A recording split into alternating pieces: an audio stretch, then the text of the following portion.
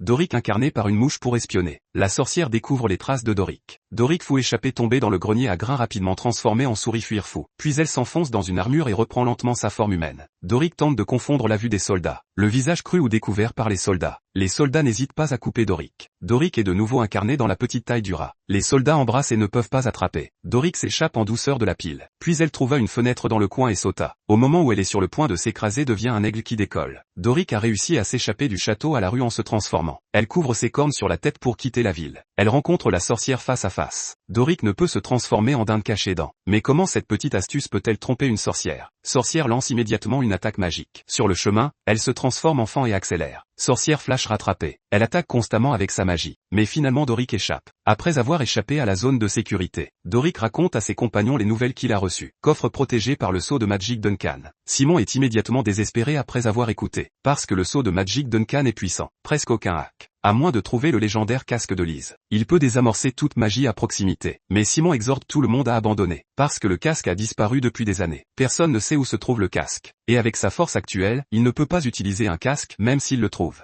À ce moment-là Olga apporte de bonnes nouvelles. Elle dit savoir où est le casque. Il y a 100 ans, les tribus barbares se battent pour les casques avec le Byron. L'un de ces morts doit savoir où se trouve le casque. En route vers le cimetière des barbares. Il passe par la tribu de l'ex-mari de Olga. Olga a décidé de prendre quelque chose. Elle regardait avec émotion l'ancienne cabane. Elle ne peut pas attendre pour knock la porte. En attendant le moment où la porte s'ouvre, les trois sont stupéfaits. L'ex-mari de Olga était un homme de petite taille. Il semble avoir la longueur des jambes de Olga. En réalité, l'acteur mesure 185 cm.